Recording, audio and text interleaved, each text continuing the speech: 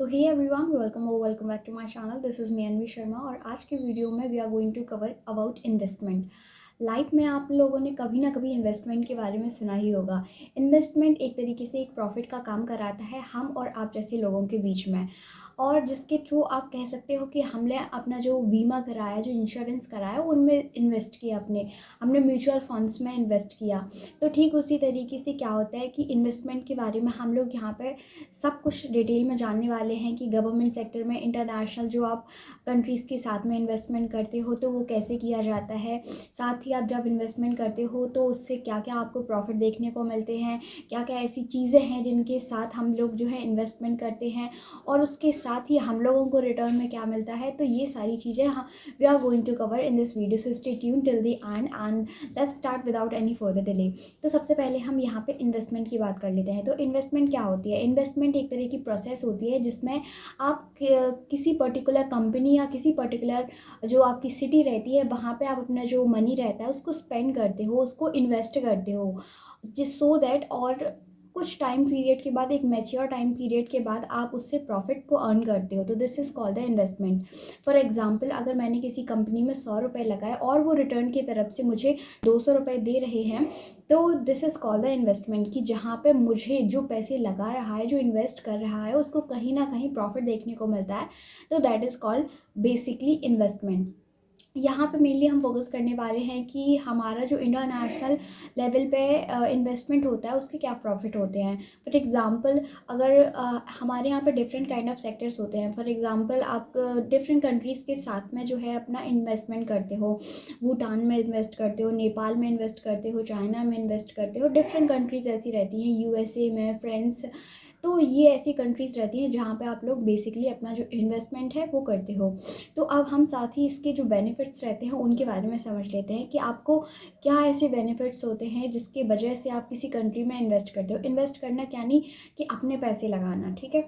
तो अगर कोई इंसान अपने पैसे लगा रहा है तो वो किस तरीके से खुद के लिए अच्छा सोच सकता है। तो सबसे पहले यहाँ पे हम देखेंगे कि आपका जो रिटर्न और इंटरेस्ट आता है, यानी कि अगर मैं अपने कंट्री की तरफ से 100 रुपीज़ उस कंट्री में लगा रही हूँ, उसका प्रोजेक्ट मैं वहाँ पे लगा रही हूँ, तो रिटर्न के तौर पे मुझे उससे ज़्यादा, यानी कि 200 या 300 रुपये का रिटर्न बेसिकली उस कंट्री को मिलता है। तो इसीलिए क्या होता है कि हम जब रिटर्न ऑन इन्वेस्टमेंट मिलता है तो हम मेनली फोकस करते हैं कि हम यहाँ ज़्यादा से ज़्यादा इन्वेस्ट करें। फिर दूसरा हम यहाँ पे बात कर लेते हैं कि हमारा जो फॉरेन एक्सचेंज रिज़र्व है वो भी इंक्रीज़ हो जाता है। फॉर एग्ज़ाम्पल, अगर हम किसी कंट्री में इन्वेस्ट करते हैं तो उसके थ्रू हमारा जो फॉरेन एक्सचेंज रिज़र्व है, यानी कि हमारा जो लेन देन का जो नज़रिया होता है। फॉर एग्ज़ाम्पल, मैं I belong to India and I have a project for construction of road, और मैंने भूटान में इन्वेस्टमेंट किया, तो हमारी जो करेंसी है वो भूटान में जा रही है। You are getting my point. तो यहाँ से हमारा जो अपलिफ्टमेंट है, हमारी जो करेंसी का अपलिफ्टमेंट है, वो कहीं ना कहीं देखने को मिलता है। फिर इसके साथ ही हम स्ट्रेटेजिक जो बेनिफिट्स रहते हैं, यानी कि आप कह सकते हैं कि आप अगर किसी कंट्री में इन्वेस्टमेंट कर रहे हो तो आपको सबसे पहले एक्सेस टू मार्केट होगी। आप यहाँ से जाके इन्वेस्टमेंट कर रहे हो तो आप उस चीज़ को देखोगे, उन लोगों की अपॉर्चुनिटी को देखोगे कि किस तरीके से वो काम कर रहे हैं, किस तरीके से उनका जो लेबर वर्क है वो काम कर रहा है, और ठीक उसी के बेस पे आप कहीं ना कहीं अपनी जो स्किल डेवलपमेंट है उसको भी वहाँ पे कर सकते हो। फिर आप एक तरीके से ये भी कर सकते हो कि आपके जो इंटरनेशनल रिलेशन होते हैं उनको भी मेनली आप कवर कर सकते हो। अगर आप किसी कंट्री में इन्वेस्ट करते हो तो सीधी सी बात है, they are interested with you, और अगर वो इंटरेस्ट जता रहे हैं, इंटरेस्ट दिखा रहे हैं, तो mainly that country is going to be friendly with you. तो फ्यूचर में अगर आपको कोई वॉर से रिलेटेड इशूज़ आते हैं, इवन आपके जो खाने पीने के सामान से, एनर्जी सेक्टर से कोई इशूज़ आते हैं, तो आप मेनली फोकस कर सकते हो उन कंट्रीज़ पे, so that they can help you in your emergency time. और इवन आपके different kind of war zone भी जब क्रिएट होते हैं तो ऐसी कंट्रीज़ जहाँ पे हम लोगों ने इन्वेस्टमेंट दिया है, हम लोगों ने हेल्प की है, तो वो हमारे फेवर में काम कर सकती हैं, सो दैट हमारे पास एक पावर रहती है कि हम लड़ने के लिए रेडी हैं। इसके साथ ही हम टेक्नोलॉजी अलाइंसमेंट की बात करते हैं, यानी कि आप टेक्नोलॉजी एडवांसमेंट भी देख सकते हो। यानी कि अगर आप किसी कंट्री में इन्वेस्ट करते हो तो आप वहाँ की टेक्नोलॉजी के हिसाब से वो चीज़ काम की जाएगी। हर कंट्री की अपनी एक क्षमता होती है, कैपेसिटी होती है, उसी के बेस पे वो काम करते हैं। हम लोग जो इंडिया में देखते हैं उसी के बेस पे अपनी जो चीज़ें हैं, अपनी जो स्किल्स हैं, उन पे वर्क करते हैं। ठीक उसी तरीके से अदर कंट्रीज़ होती हैं, वहाँ के जो लोग देखते हैं और सीखते हैं, तो वो हमारी कंट्री से बिल्कुल ही डिफरेंट होती है, क्योंकि वो लोग उसी पे काम करते हैं। तो यहाँ से हम टेक्नोलॉजी के रिसर्च एंड डेवलपमेंट के एरिया में भी अच्छा फोकस कर सकते हैं। हम कुछ नई नई चीज़ें वहाँ से सीख सकते हैं और अपनी कंट्री में स्किल के बेस पे उनको, अगर वो हमें अच्छी लगती है तो उनको ला सकते हैं और उन पे काम कर सकते हैं। इसके साथ ही हम यहाँ पे वैल्यू अपलिफ्टमेंट की बात करते हैं। हमारी करेंसी की वैल्यू तो अपलिफ्टमेंट होगी ही, साथ में हमारा जो एक कंट्री का जो नेम है उसका भी अपलिफ्टमेंट होगा। यानी कि अगर हम ज़्यादा से ज़्यादा किसी कंट्री में इन्वेस्ट करेंगे तो मतलब मेनली जो हमारे प्रोडक्ट्स रहेंगे उन पे मेनली फोकस किया जाएगा। हमारा जो एक्सपोर्ट इम्पोर्ट का सिस्टम है उसको भी कहीं ना कहीं इंक्रीज़ किया जाएगा। सिर्फ साथ ही अगर हम इंडिविजुअल लेवल पे बात करें तो यहाँ पे हम ट्रस्ट को बिल्ड कर सकते हैं। यानी कि दूसरी जो कंट्रीज़ रहती हैं वो आसानी से हम पे ट्रस्ट कर सकती हैं। फिर हम रिसर्च एंड डेवलपमेंट के एरिया में भी काम कर सकते हो। अगर हम वहाँ पे कोई नई चीज़ देखते हैं जहाँ पे हम लोग इन्वेस्ट कर रहे हैं, तो हम उस पर्टिकुलर चीज़ को देख के वहाँ उस पर्टिकुलर चीज़ पे और ज़्यादा रिसर्च एंड डेवलपमेंट कर सकते हैं और उस पॉलिसी को बेसिकली हम अपनी कंट्री टेरिटरी में भी यूज़ कर सकते हैं एज अ स्किल। फिर इसके साथ ही हम बात करते हैं कि ऐसे इंटरनेशनल लेवल पर गवर्नमेंट के क्या क्या इनिशिएटिव लिए गए हैं, क्या क्या ऐसे प्रोजेक्ट्स लगाए हुए हैं।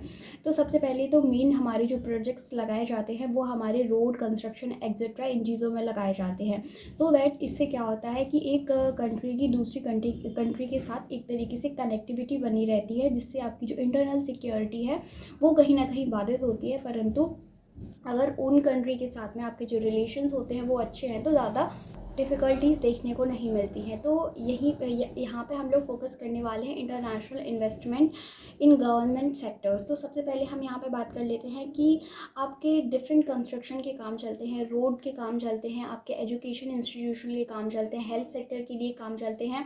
सो दैट वहाँ का जो एजुकेशन सिस्टम है वो तो साथ ही डेवलप हो ही रहा है, साथ ही हम लोग स्किल के बेस पे भी काम कर रहे हैं। हम लोगों को चीज़ों को ह्यूमैनिटेरियन के एज अ ह्यूमैनिटेरियन हम उन पे काम कर रहे हैं, हम लोगों को हेल्प प्रोवाइड करा रहे हैं because they are needed that. तो हम यहाँ पे जो एनजीओज़ वगैरह रहते हैं उन पे भी मेनली काम करते हैं। फिर हम स्कॉलरशिप भी प्रोवाइड कराते हैं। डिफरेंट काइंड ऑफ ऐसे कंट्रीज़ होती हैं जहाँ पे जो इंडियन स्कॉलरशिप है वो प्रोवाइड कराई जाती है, ताकि वहाँ के जो बच्चे हैं वो अच्छे से पढ़ लिख सकें, अच्छे से हेल्थ उनको प्रोवाइड की जाए, हमारा भी एक तरीके से नेम एंड फेम हो। फिर इसके साथ ही हम एनर्जी सेक्टर पर बात कर लेते हैं। यानी कि एनर्जी सेक्टर एक तरीके से फर्स्ट नंबर पे आता है किसी भी कंट्री में इन्वेस्टमेंट करने के लिए, जिस पे हम मेनली फोकस करते हैं हमारी रीन्यूएबल एनर्जी पे। अब एनर्जी सेक्टर से क्या फ़ायदा होता है, फॉर एग्जांपल अगर हाइड्रो इलेक्ट्रॉनिक आप प्रोवाइड करा रहे हो तो पर्टिकुलर आपको एक रिवर की आवश्यकता पड़ती है। तो उस रिवर के थ्रू अगर वो वाटर या फिर उस रिवर के थ्रू आप वहाँ से अपना जो एक्सपोर्ट इम्पोर्टमेंट है उस कंट्री के साथ आपका जो रिलेशन है उसको इस्टेब्लिश करना चाहते हो, तो this kind of thing are very important. दूसरा हम मेनली फोकस करते हैं, अगर आप किसी की रिवर पे डैम क्रिएट कर रहे हो तो वहाँ तो आपको इलेक्ट्रिसिटी प्रोवाइड करानी ही, साथ में ही आप कनेक्टिविटी कर सकते हो अपनी कंट्री के साथ। एनर्जी के जो रिसोर्सेज होते हैं वो अपनी कंट्री के साथ भी जनरेट कर सकते हो। साथ ही अगर एनर्जी सेक्टर में रीन्यूएबल एनर्जी की बात की जाती है तो आज के टाइम पे जो न्यूक्लियर एनर्जी है उस पर मेन फोकस किया जाता है, क्योंकि ऐसा माना जाता है कि ये लेस एमिशन एक तरीके से एनर्जी की तरह काम करती है। फिर इसके साथ ही हम बायोफ्यूल्स पे काम करते हैं। फिर इसके साथ ही हम जो आपकी क्या बोलते हैं फैक्ट्रीज़ या इंडस्ट्रीज़ वगैरह रहती हैं उन पे भी काम करते हैं। फॉर एग्जांपल आप डिफरेंट काइंड ऑफ जो फैक्ट्रीज़ हैं, इंडस्ट्रीज़ हैं, वहाँ पे इस्टेब्लिश करते हो, वहाँ पे उनको बेनिफिट होता है as a labour work, as a skill work. और साथ ही हम लोगों को भी अगर उस फैक्ट्री में सबसे पहले तो हमारा नेम एंड फेम होता है कि ये वाली जो इंडस्ट्री है मेनली यहाँ पे लगाई हुई है। फिर इसके साथ ही हम लोगों को ये चीज़ भी देखने को मिलती है कि जो लेबर वर्क रहता है, साथ ही जो स्किल वर्क रहता है वो हम लोगों के साथ में आता है और डिफरेंट काइंड ऑफ अपॉर्चुनिटीज़ जो रहती हैं वो इंक्रीज़ करता है। साथ ही हमारा जो इकोनॉमिक ग्रोथ है उसमें हेल्प करता है। इन सेंस आपकी जब टेक्सटाइल सेक्टर हो, आपके मैन्युफैक्चरिंग सेक्टर हो, आपके डिफरेंट काइंड ऑफ सेक्टर्स हो जहाँ पे ऐसे काम किए जाते हैं, तो उनके थ्रू आपकी जो इकोनॉमी है उनमें कहीं ना कहीं बूस्ट देखने को मिलता है, उनका एक्सपोर्ट इंपोर्ट जो रहता है वो बढ़ जाता है, साथ ही आपका ट्रस्ट तो बढ़ता ही है। फिर इसके साथ ही अब हम बात कर लेते हैं कि आपका जो डिफेंस सेक्टर रहता है, कि हम ऐसे बहुत सारी कंट्रीज़ हैं जहाँ पे अपनी जो डिफेंस सिस्टम है वहाँ पे इन्वेस्ट करते हैं। हम रॉ मटेरियल प्रोवाइड कराते हैं किन्हीं कंट्रीज़ को। फिर इसके साथ ही हम बात करते हैं अपने इन्वायरमेंट सेक्टर पे। इन्वायरमेंट सेक्टर से हम मेनली फ़ोकस करते हैं डिफरेंट काइंड ऑफ कन्वेंशंस जो प्रोवाइड कराए जाते हैं। हम इन्वेस्टमेंट करते हैं इन्वायरमेंट पे, सो दैट हमारा जो क्लाइमेट है वो स्टेबल रहे, स्टेबिलिटी के साथ काम करे। हम इन्वेस्टमेंट करते हैं कि जो आपके एक्सटर्नल वॉर्स वगैरह हैं उनको ना होने पाए वो, क्योंकि ये हमारे एक तरीके से क्लाइमेट को अफेक्ट करते हैं। फिर आपके इसी तरीके से जो है डिफरेंट काइंड ऑफ थिंग्स जो है काम करती हैं। तो यही होता है इन्वेस्टमेंट, और गवर्नमेंट के थ्रू इसी तरीके से इन्वेस्टमेंट किया जाता है। आई होप आप लोगों को वीडियो अच्छी लगी होगी, और अगर वीडियो आप लोगों को थोड़ी भी इन्फॉर्मेटिव लगी हो तो प्लीज़ इसको लाइक शेयर करिए, और ज़्यादा से ज़्यादा इन्वेस्टमेंट करने की फ़ोकस कीजिए। और इसके साथ ही नेक्स्ट वीडियो जो होगी वो हमारी इंश्योरेंस पे होगी। ये एक तरीके से इन्वेस्टमेंट का ही टाइप है, तो इसको इसके साथ ही हम लोग कवर कर लेंगे। तो thank you so much. Next video में हम लोग मिलते हैं।